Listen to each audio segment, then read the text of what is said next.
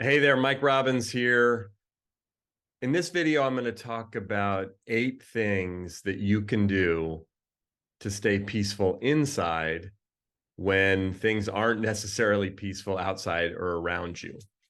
So look, there's a lot of stuff that happens for us in life, at work, just things happening in the world, things happening in our families, in our businesses, everything from, you know, global catastrophes to weather incidents to things happening politically and socially, down to, crises and tragedies in our families, changes in our companies, layoffs, reorganizations, all kinds of stuff that can happen around us. If you've lived enough life, you have definitely had some times where things can get stressful and get challenging externally. A friend of mine, Robert Holden, who's a psychologist, likes to say, by the time we reach the age of 30, we usually have more than enough reasons to be miserable for the rest of our lives. So ultimately, being peaceful and keeping things in perspective is an inside job. Now, I don't say this to be insensitive to the things that happen in the world, the things that happen in our families, the things that happen in our companies and around us. Of course, we're influenced by those things, right? If something's going on economically, if something's going on in terms of the weather, if there's a loss of someone close to us, all those things are going to influence us clearly. But ultimately, it's our job to stay peaceful inside, irrespective of the circumstances. So what can we do? So here are these 8 things. The first thing we can do is we can practice self-compassion. Now, self-compassion is about being kind to ourselves, allowing ourselves the permission, like, hey, this thing is happening. Hey, this, external circumstance, this drama or trauma happening in my life, in my family, with the people around me is impacting me. So it's okay to have some strong feelings or reactions if something is going on. Of course it is. We want to be kind to ourselves. We want to be forgiving of ourselves. We want to try not to judge ourselves harshly, because that adds sort of insult to injury, if you will. The second thing we can do is focus on what we can control. I like to say all the time, I quote an old baseball coach of mine who used to always say, there's only 2 things in life you can control: your attitude and your effort. If you really think about it, those are the only things we can control: our attitude, our mindset, our perspective, our approach, how we look at something, and our effort, our behavior, our actions, what we do. Oftentimes what happens when things are really stressful outside of us, we're trying to control things we can't control. We can't control the weather. We can't control the economy. We can't control decisions that are made by political leaders or business leaders. We can't control how other people react to us, even in our own families, even the people closest to us.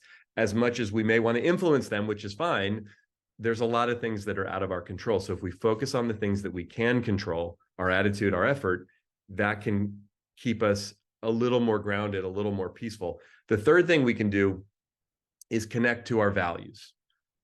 What are our values? What matters most to us? Are there things we can do? Are there things we can say? Are there people we can reach out to in the midst of a difficult situation? One of my values, one of my core values is connection. And so when something hard is happening, something challenging is happening with me, with people around me, in the world, I like to reach out and try to connect, just to check in. How are you doing? Here's how I'm doing, to share. So what are your values? Can you connect with your core values in the midst of even a difficult situation? Because that's going to orient you back to what matters most to you. A fourth thing that we can do is limit our exposure to negativity. So what that means is, again, something challenging is happening in the world. It's important to stay informed, to know what's going on, but we don't have to obsessively watch the news or constantly scroll to make sure that we're caught up on every little detail at every moment that it happens. There's something difficult going on in the family or in our company. We don't have to sit around and gossip and complain about it incessantly. Again, connecting with people, talking about how we really feel, sharing, that can be really healthy, but we want to limit our exposure to negativity, not by putting our head in the sand, not by pretending like it's not happening or sort of, looking the other way per se, but by staying involved and engaged, aware, informed, of course, but limiting the amount of negativity we're allowing into our space, having some healthy boundary around that. The fifth thing is for us to practice mindfulness. Now, you may have a meditation practice, you may not. You may do something very specific and involved, you may not, but mindfulness is really about allowing ourselves to get quiet, to go within, to slow down a little bit. I've had a meditation practice for, gosh, almost 30 years now, and I like to meditate in the mornings if I can. But like on a morning like this morning, I woke up early, I had something to do right away, I didn't get a chance to meditate. So there's other ways to be mindful. We can journal.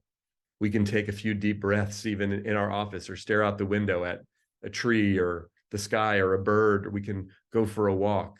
There are a bunch of great apps. I use Headspace sometimes to meditate. Sometimes I meditate on my own, but practicing mindfulness. What's interesting, or what I find in my own life, is when the external circumstances are more stressful, when there's more happening, when I'm busier, when there's a lot going on around me, in my family, with work, in the world, oftentimes that's when I think, erroneously, I don't have time to meditate. I don't have time to practice mindfulness. It's actually those times are when we probably need to practice the most.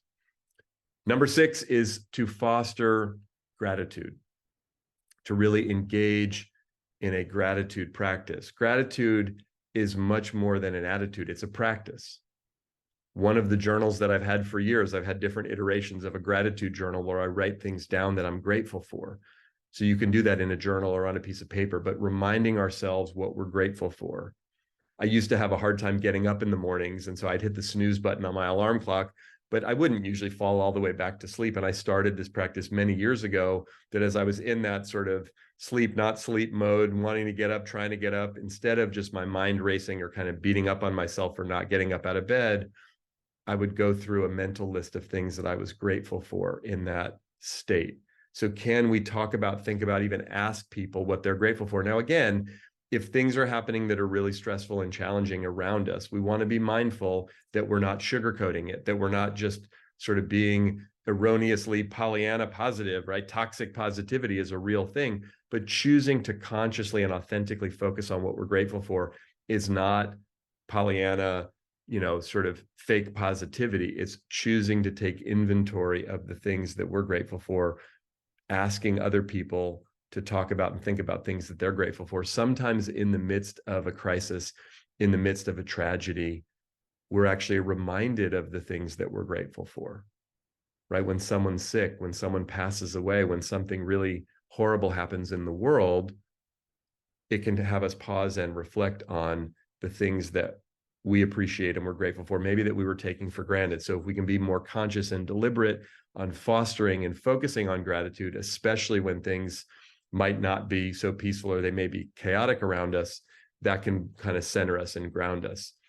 Number 7 is to seek support and connection, right? I was talking earlier about values, and one of my values is connection, but can we seek out support? Can we ask for help? Let people know the support that we could really use, and to connect with other human beings, right? Look, one of the hardest and most vulnerable things for many of us to do in life is to ask for help. But one of the questions I often ask when I'm talking to a group of people is, how many of you like helping other people? And almost everybody raises their hand. And then I ask a follow-up question, which is, how many of you love asking other people for help?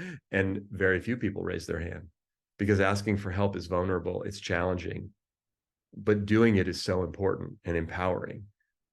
It's okay to not be okay. It's okay to be struggling. It's okay to need help and support, especially when things are stressful and challenging and there's a lot going on. Now, sometimes if we're all going through something stressful together, again, the company's being sold, people are being laid off, there's something happening collectively in the community, in the world, that's impacting everyone, it can be hard to find someone outside of the set of folks who may be dealing with the external circumstance to ask for support from. But we can ask for support from people within the group or community that's being impacted, but also outside. There are coaches and therapists, there are doctors, there are friends, mentors. There's all kinds of people for us to ask for support. And also the connection side, again, connecting with people, just checking in. How are you doing? Here's how I'm doing.